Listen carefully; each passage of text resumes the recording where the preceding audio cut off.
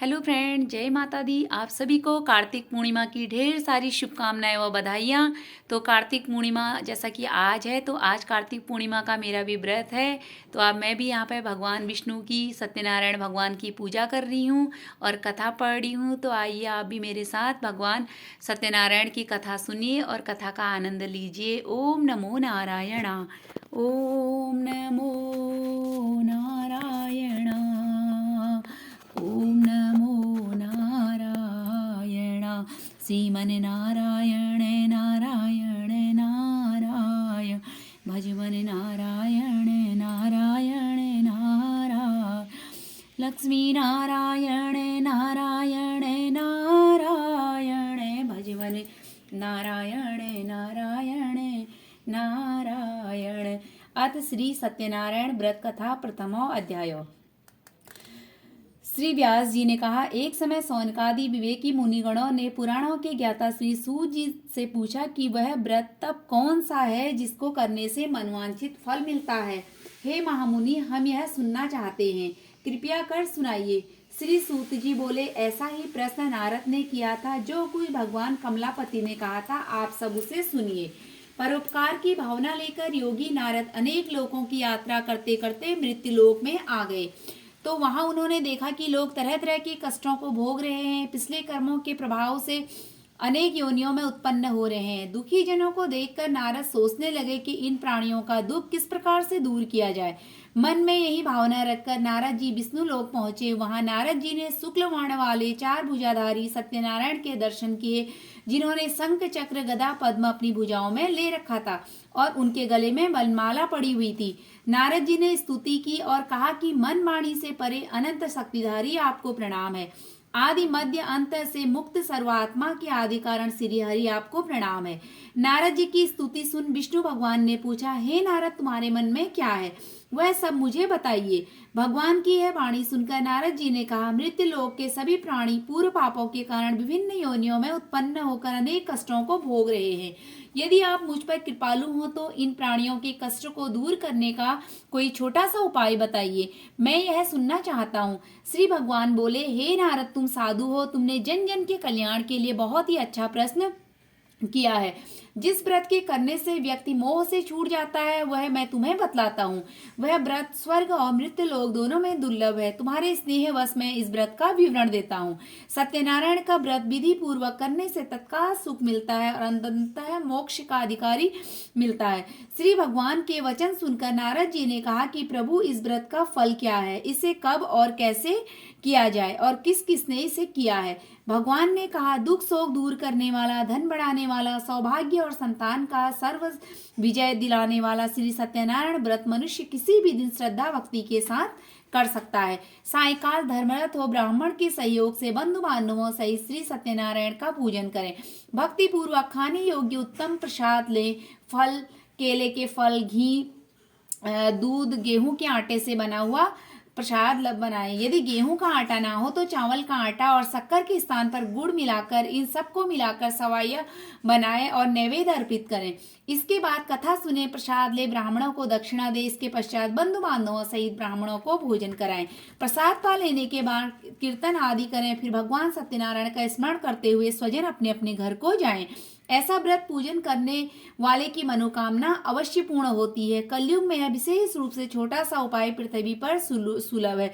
श्री स्कंद पुराण के रेवाड़ खंड की सत्यनारायण व्रत कथा का प्रथम अध्याय पूर्ण हुआ। बोलो सत्यनारायण भगवान की जय। ओम श्रीमन नारायण नारायण नारायण। लक्ष्मी नारायण नारायण नारायण। भजमन नारायण नारायण नारायण। बोलो श्री लक्ष्मी नारायण भगवान की जय हो। अतः द्वितीय अध्याय। तो सूत जी ने कहा, इस व्रत को पहले किसने कहा है, यह सुनाते हैं, आप लोग इसको सुनिए। बहुत ही रमणीय कांसीपुरी में एक निर्धन ब्राह्मण रहता था। वह भूख प्यास से दुखी नित्य यहाँ वहाँ भटकता रहता था। इस ब्राह्मण को दुखी देखकर एक समय ब्राह्मण को चाहने वाले भगवान ने स्वयं एक बूढ़े ब्राह्मण का वेश धारण करा और इस ब्राह्मण से आदर के साथ प्रश्न किया, हे विप्र, तुम सदा ही दुखी रहकर पृथ्वी पर क्यों भटकते रहते हो? मैं यह जानना चाहता हूँ। निर्धन ब्राह्मण ने उत्तर दिया कि वह अत्यंत निर्धन ब्राह्मण है और भिक्षा के लिए पृथ्वी पर भटकता है। अगर आप इस निर्धनता को मिटाने का उपाय जानते हो तो कृपया कर बताइए। बूढ़े ब्राह्मण ने कहा कि सत्यनारायण स्वरूप विष्णु मन चाहा फल देते हैं, अतः विप्र तुम उनका उत्तम व्रत पूजन करो। ऐसा व्रत पूजन करने से मनुष्य के सब दुख दूर हो जाते हैं। सत्य व्रत का विधान ठीक तरह बताकर वृद्ध ब्राह्मण बनकर आए भगवान सत्यनारायण अंतर ध्यान हो गए। निर्धन ब्राह्मण ने कहा कि वह बूढ़े ब्राह्मण द्वारा बताया गया व्रत करेगा। इसी विचार के कारण उसे रात्रि में नींद भी नहीं आई। दूसरे दिन वह यह संकल्प लेकर कि श्री सत्यनारायण का व्रत करूंगा, भिक्षा मांगने के लिए निकला। उस दिन उसे भिक्षा में निर्धन ब्राह्मण को बड़ी मात्रा में दान प्राप्त हुआ। इसी धन से ब्राह्मण ने अपने बंधु बांधवों सहित श्री सत्यनारायण भगवान का व्रत किया। व्रत के प्रभाव से दुख से मुक्त पाकर वह संपत्तिवान हो गया। तब से वह ब्राह्मण हर माह सत्यनारायण का व्रत करने लगा और वह व्रत के प्रभाव से वह दुख से मुक्त पाकर संपत्तिवान हो गया। तब से वह ब्राह्मण हर माह सत्यनारायण का व्रत करता रहा। सब पापों से मुक्त होकर वह मोक्ष को प्राप्त हुआ। हे विप्रो, पृथ्वी पर जो कोई भी इस व्रत को करेगा उसके सभी दुख नष्ट हो जाएंगे। श्रीमन नारायण ने यही श्री नारद जी से कहा। श्री सूत जी बोले, यह सब तो मैंने कहा, अब और क्या बोलूं। तब ऋषिगण बोले कि इस ब्राह्मण ने से सुनकर यह सत्यव्रत और किसने किया है, यह जानने की हमारी इच्छा है। सूत जी बोले, अच्छा ऋषियों, अन्य जिन लोगों ने यह व्रत किया उनके बारे में सुनो। यही ब्राह्मण पर्याप्त धन आ जाने के कारण एक बार सत्यनारायण का व्रत कर रहा था कि एक लकड़हारा आया। लकड़ी का बोझ बाहर रखकर प्यास मिटाने वह ब्राह्मण के घर में गया। उसने ब्राह्मण को व्रत करते हुए देखा। ब्राह्मण को प्रणाम कर उस लकड़हारे ने पूछा कि हे प्रभु, आप क्या कर रहे हैं? इस पूजन का फल क्या है? विस्तार से कहिए। ब्राह्मण ने उत्तर दिया कि मनवांछित सभी फलों को देने वाला यह सत्यनारायण का व्रत है। इन्हीं की कृपा से मेरा यह धन धान्य है। यह जान लकड़हारा बहुत ही प्रसन्न हुआ और प्रसाद ले जल पी लकड़ी बेचने के लिए वह शहर में चला गया। लकड़ी का बोझ सिर पर लेकर उसने विचार किया कि इन लकड़ियों को बेचने पर आज जो भी धन मिलेगा उससे वह सत्यनारायण का पूजन करेगा। वह सत्यनारायण का उत्तम व्रत करेगा। और मन में विचार लेकर लकड़हारे ने लकड़ी का बोझ सिर पर धारण किया और निकल पड़ा। वह धनवान लोगों की बस्ती में गया। वहां उसे उसकी लकड़ियों की दूनी कीमत मिली। तब वह प्रसन्न होकर पके केले के फल, शक्कर, घी, दूध, गेहूं का आटा सवाया बनाकर वह घर लाया। वहां अपने भाई बंधुओं के साथ मिलकर विधि पूर्वक उसने व्रत किया। व्रत के प्रभाव से पुत्रवान धनवान बना और इस लोक में सुख भोग कर अंत में सत्यनारायण के लोक को गया। इसी स्कंद पुराण के रेवाड़ खंड की सत्यनारायण कथा का द्वितीय अध्याय पूर्ण हुआ। बोलो सत्यनारायण भगवान की जय हो। बोलो लक्ष्मी नारायण भगवान की जय। श्रीमन नारायण नारायण नारायण भजमन नारायण नारायण नारायण लक्ष्मी नारायण नारायण नारायण भजमन नारायण नारायण नारायण। बोलो सत्यनारायण भगवान की जय हो। अतः तृतीय अध्याय। सूत जी बोले, मुनियों आगे की कथा सुनाते हैं। सभी उत्तम मुनि श्रवण करें। पूर्व समय में उल्कामुख नाम का एक बुद्धिमान राजा था। वह जितेंद्रिय एवं सत्यवादी था। वह नित्य देवालयों में जाता और दान दक्षिणा द्वारा ब्राह्मणों को संतुष्ट रखता। उसकी कमल जैसी मुख वाली सती रानी थी। ये राजा रानी भद्रशिला नदी के तट पर सत्यनारायण का व्रत कर रहे थे। ऐसे समय में साधु नामक एक वैश्य धन धान्य से भरी नाव लेकर वहां पहुंचा। वैश्य नाव को किनारे पर लगा सत्यव्रत कर रहे राजा को देखा। उस वैश्य ने विनय पूर्वक राजा से प्रश्न किया। साधु नामक वैश्य बोला, हे राजन, आप भक्ति के साथ क्या कर रहे हैं? मैं अब यह सुनना चाहता हूँ। राजा बोला, हे साधु नामक वैश्य, हम बंधु बांधवों के साथ विष्णु भगवान सम तेजस्वी श्री सत्यनारायण का व्रत और पूजन पुत्रादि की प्राप्ति के लिए कर रहे हैं। राजा के वचन सुनकर साधु ने विनय पूर्वक कहा, आप इस व्रत के संबंध में सारा विधान मुझे भी कहिए और मैं भी इस व्रत को करूंगा।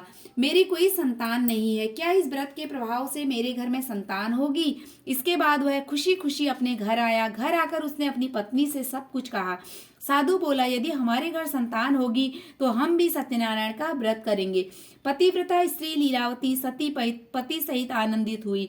सत्यनारायण के प्रसाद से संसार वासियों की तरह गर्भवती हुई और 10वें महीने में लीलावती ने एक कन्या को जन्म दिया। वह कन्या चंद्रमा की कला की तरह दिनों दिन बढ़ने लगी। इस कन्या का नाम कलावती रखा गया। अब कलावती ने अपने पति से मधुर वचन किए कि हे स्वामी, आप पहले किए संकल्प के अनुसार सत्यनारायण व्रत को क्यों नहीं करते? साधु नामक वैश्य बोला, प्रिय कन्या के विवाह के समय यह व्रत हम कर लेंगे। इतना कहने पर वैश्य नगर को चला गया। इधर कलावती कन्या पिता के घर पर रहकर बड़ी होने लगी। एक दिन साधु नामक वैश्य ने अपनी कन्या को सहेलियों के साथ नगर में देखा। धर्म मर्यादा को जानने वाले साधु वैश्य ने तत्काल विचार कर कन्या के योग्य श्रेष्ठ खोजने हेतु दूध भेजे। वैश्य की आज्ञा पाकर दूत सुसंपन्न कांचन नगर गए। वहां से बड़ा ही सुंदर वैश्य पुत्र कन्या के योग्य वर देखा और उसे ले आए।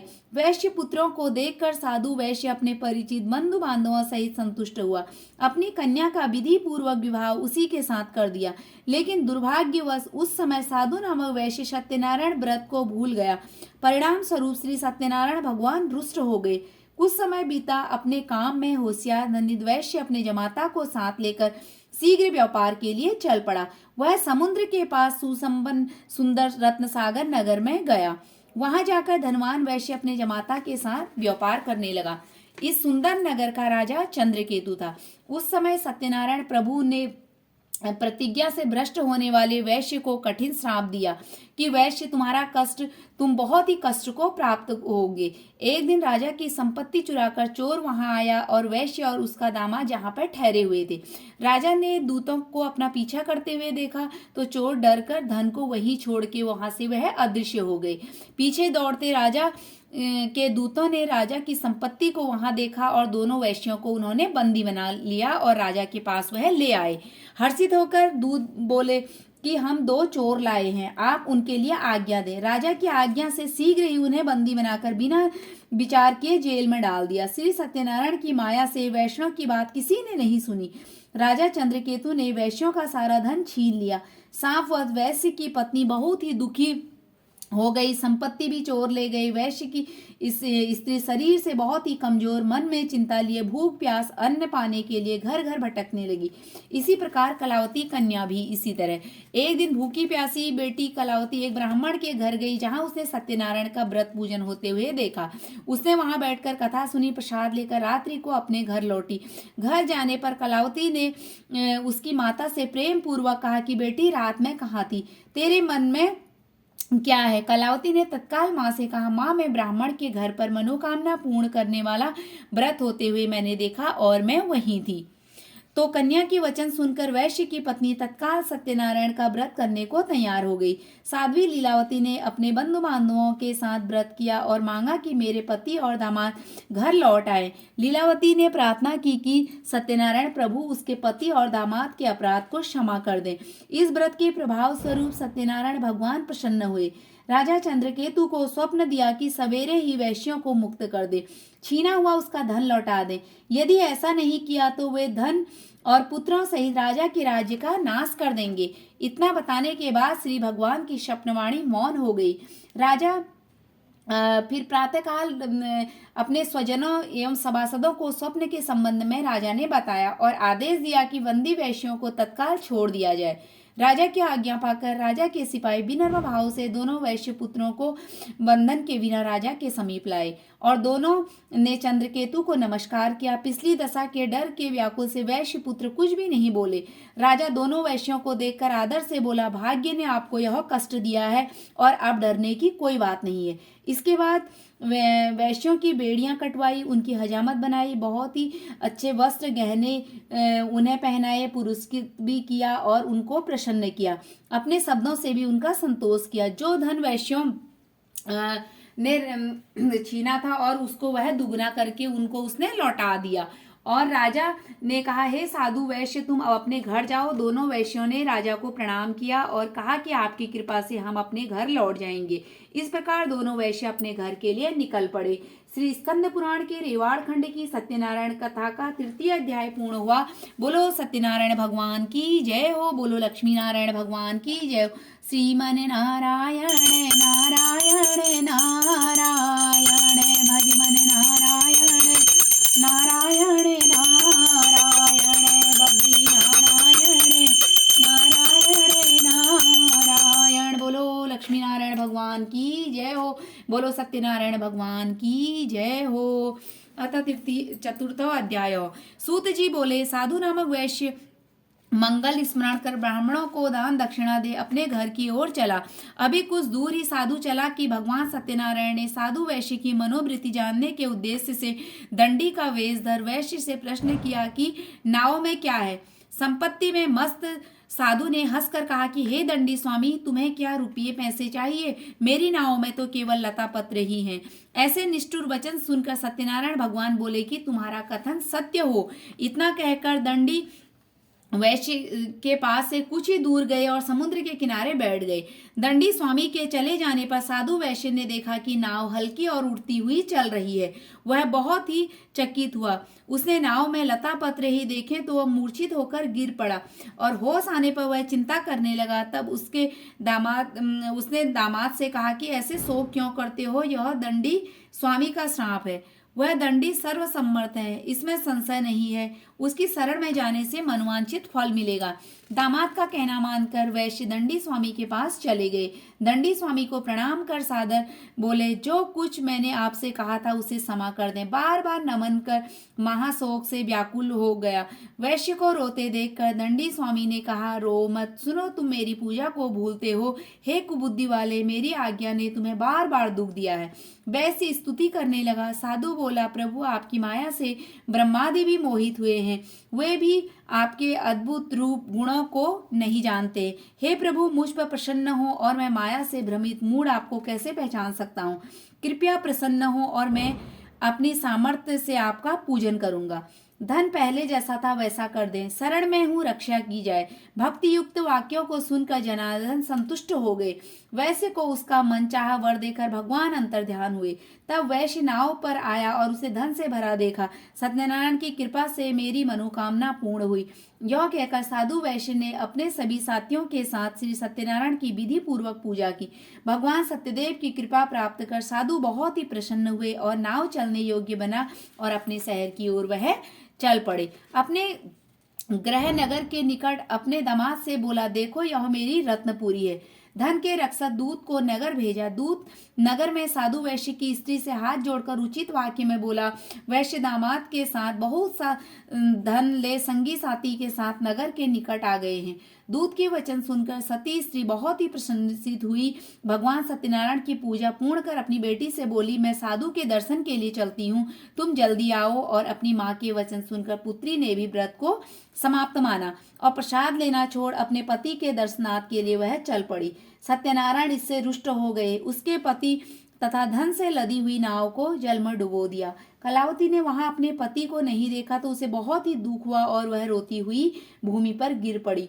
नाव को डूबती हुई देखा कन्या के रुदन से डरा हुआ साधु वैश्य बोला, क्या आश्चर्य हो गया है। नाव के मल्लाह भी चिंता करने लगे। अब तो लीलावती भी अपनी बेटी को दुखी देख व्याकुल हो पति से बोली, इस समय नाव सहित दामाद कैसे अदृश्य हो गए हैं, न जाने किस देवता ने नाव हर ली है। सत्यनारायण की महिमा कौन जान सकता है। इतना कहकर स्वजनों के साथ वह रोने लगी। फिर अपनी बेटी को गोद में लेकर विलाप करने लगी। वहां बेटी कलावती अपने पति के नहीं रहने पर दुखी हो रही थी। वैश्य कन्या ने पति की खड़ाऊ लेकर मर जाने का विचार किया। स्त्री सहित साधु वैश्य ने अपनी बेटी का यह रूप देखा। धर्मात्मा साधु वैश्य दुख से बहुत ही व्याकुल और चिंता करने लगे। उसने कहा कि यह हरण श्री सत्यदेव ने ही किया है। सत्य की माया से मोहित हूँ। सबको अपने पास बुलाकर उसने कहा कि मैं सविस्तार सत्यदेव का पूजन करूंगा। दीन प्रतिपालन करने वाले भगवान सत्यनारायण बार बार प्रणाम करने पर वह प्रसन्न हो गए। भक्त वत्सल ने कृपया कर वचन कहे कि तुम्हारी बेटी प्रसाद छोड़कर पति को देखने आई, इसी के कारण उसका पति अदृश्य हो गया है। यदि वह घर जाकर प्रसाद ग्रहण करे और फिर आए तो हे साधु, इससे उसका पति मिलेगा, इसमें संशय नहीं है। साधु की बेटी ने यह आकाशवाणी सुनी। तत्काल वह घर गई, प्रसाद प्राप्त किया, फिर लौटी तो उसने अपने सृजन पति को वहां देखा। तब उसने अपने पिता से कहा कि अब घर चलना चाहिए, देर क्यों कर रखी है। अपनी बेटी के वचन सुनकर साधु वैसे प्रसन्न हुआ और भगवान सत्यनारायण का विधि विधान से पूजन किया। अपने बंधु बांधव एवं जमाता को अपने घर ले गया।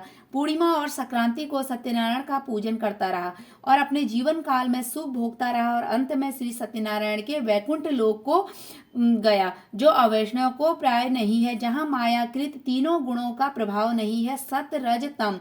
तो चतुर्थ अध्याय की कथा श्री स्कंद पुराण के अनुसार चतुर्थ अध्याय की कथा यही पूर्ण हुई। बोलो सत्यनारायण भगवान की जय हो, बोलो लक्ष्मी नारायण भगवान की जय हो। श्रीमन नारायण नारायण नारायण, भजमन नारायण नारायण नारायण, लक्ष्मी नारायण नारायण नारायण, भजमन नारायण नारायण नारायण। बोलो सत्यनारायण भगवान की जय हो। अथ पंचमः अध्याय। सूत जी ने कहा, हे मुनिगणों सुनो, आगे की कथा कहते हैं। तुंगध्वज नामक एक राजा अपनी प्रजा के पालन में तत्पर था। भगवान सत्यनारायण का प्रसाद न लेने से उसे बहुत ही दुख हुआ। एक दिन राजा ने वन में जाकर बहुत प्रकार के पशुओं का वध किया। उसने वट वृक्ष की छाया में सत्यनारायण का पूजन होते हुए देखा।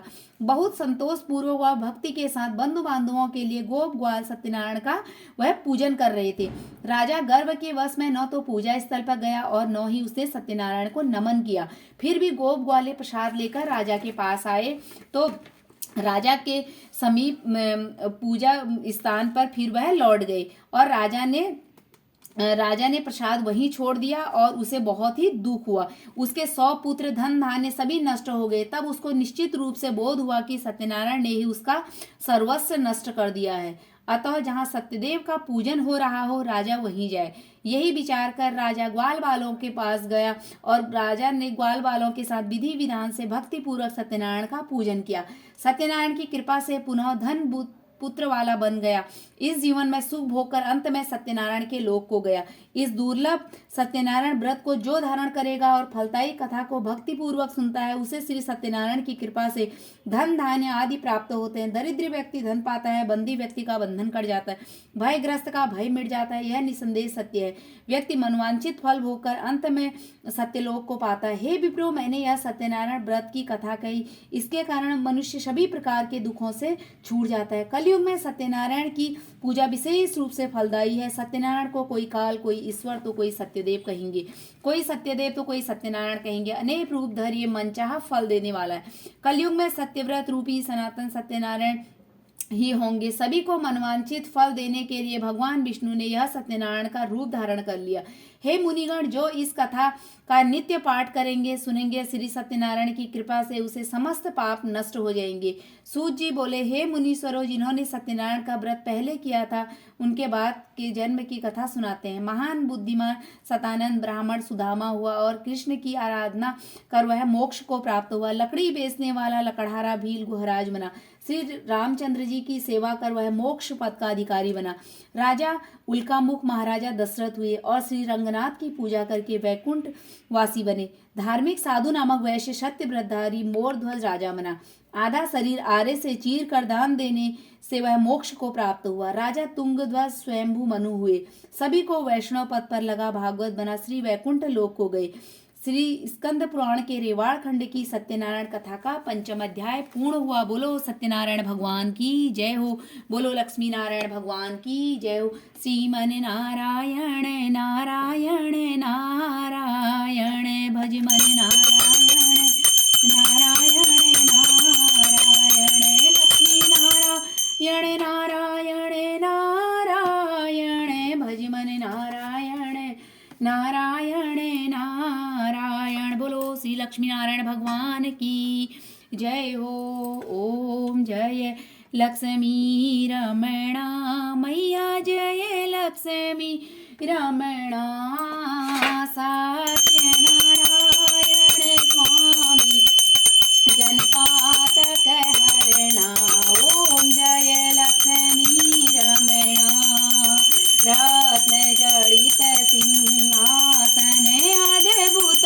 छबिराज नारद करत निरंजन घंटा ध्वनि बाजे ओम जय लक्ष्मी रमणा प्रगट भये कलि कारण दिज को दरस दियो स्वामी दिज को दरस दियो बूढ़ो ब्राह्मण बन कर कंचन महल कियो ओम जय लक्ष्मी रमणा दूर भल भील कठारो जिने पर कृपा करी स्वामी जी ने पर दया करी चंद्र चूण एक राजा जिनकी विपत हरी ओम जय लक्ष्मी रमणा वैश्य मनोरथ पायो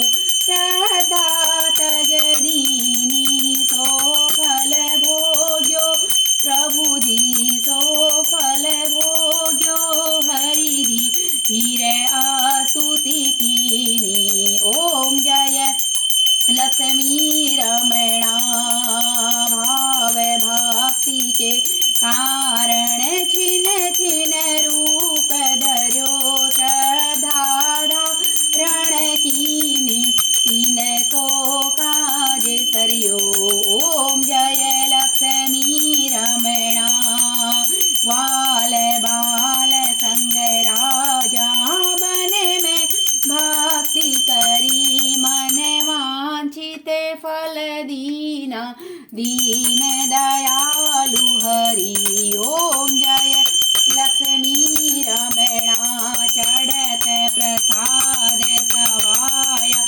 कदली फल में धूप दीप तुलसी से राजी सत्य देवा ओम जय लक्ष्मी रमणा श्री सत्यनारायण जी की जो कोई नर गावे रिद्धि सुख सहज रूप पावे ओम जय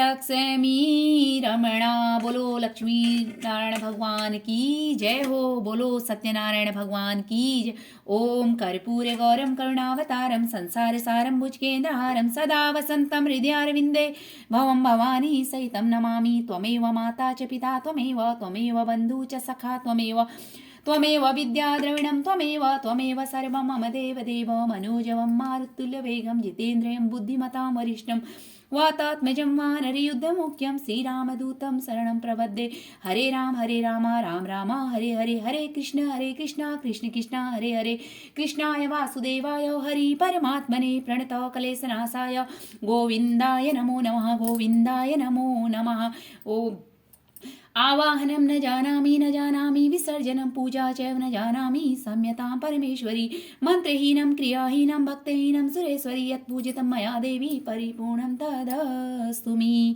बोलो शंकर भगवान की जय हो बोलो लक्ष्मी नारायण भगवान की जय हो ओम नमो नारायणा।